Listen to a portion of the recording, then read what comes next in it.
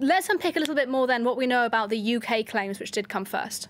Well, I mean, it's quite unusual for a government, whether it's the United Kingdom or otherwise, to put these sort of strong accusations against Russia, and in particular against the GRU, the military intelligence arm of Russia, and stating clearly that if it was GRU was behind it, then the instruction for the GRU to operate must have come directly from the Kremlin. This just adds oil to the fire that is already consuming relations between Britain and Russia.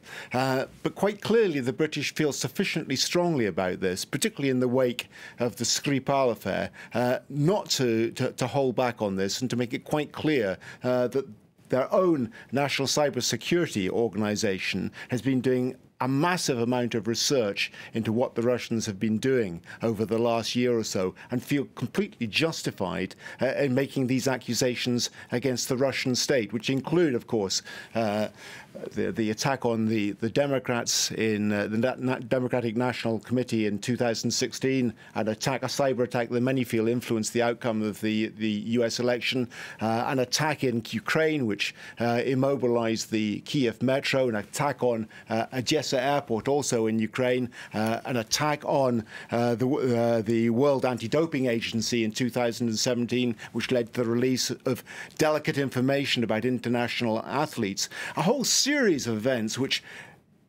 many people are now beginning to regard as a new stage in an espionage war, going beyond traditional espionage and almost blurring the lines between peace and war. And because of that, you're getting this sort of kickback from states like the United Kingdom.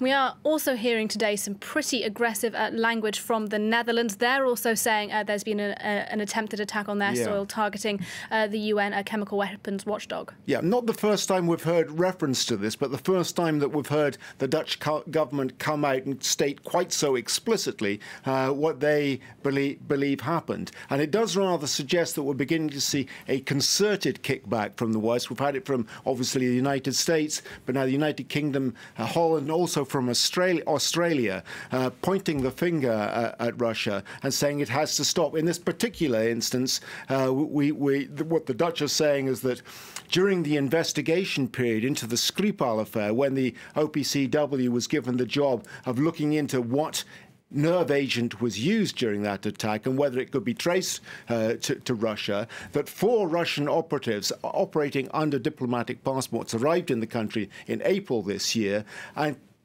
began to start the process of launching a cyber attack against the OPCW. They were caught red-handed. Their equipment was taken from them, but they were expelled from the country. But the Dutch clearly feel strongly enough now to come out and join the British today in making these strong accusations against the Russians.